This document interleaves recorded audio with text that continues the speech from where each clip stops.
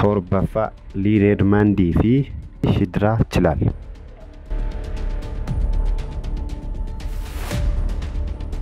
Liireedmaand jalqaba nama qeensa guddaa qabu jedhamte kan beekamtedha.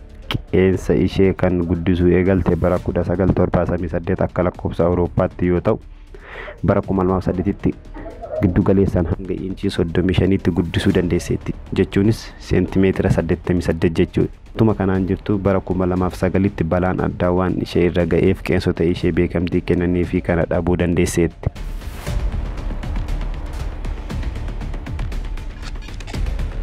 Boodarra Chilaal kan jedhamu akkuma ishee guddifatee argame. Qeensa isaa guddisuu edda eegalees dikeedii 6 itti fudhateera jechuunis waggaa 60 jechuudha. Ajaa'iba!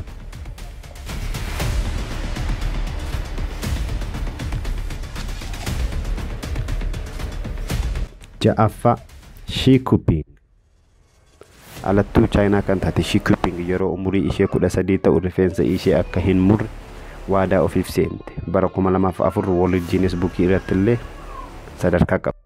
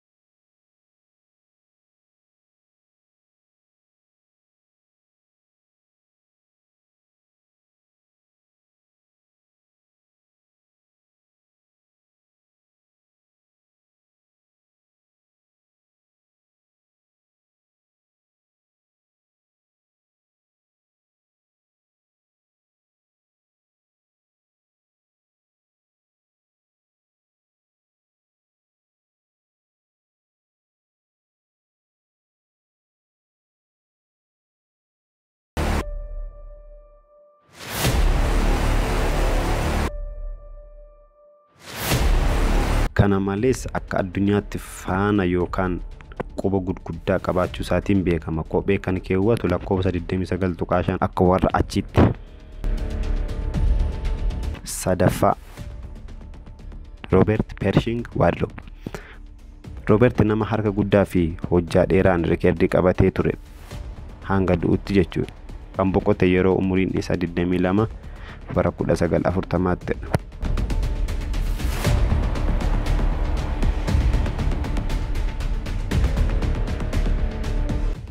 Lammaffaa Channel Tapper. YouTuberiin biyya Kaalifoorniyaa Channel Tapper jedhamtu kun arraba dheeratti jechuun akka keenyatti arrabsoo isa dhiisaati. Dheerinni arraba ishee hanga dheerina silkii iPhone jechuun inchii 4 dheerata. Safuudha. Amma kanaan osoo nama dhungatte ni arrabde jenna moo ni dhungatte jenna? Hanga bara 2013tti rikeerdii qabattee turte.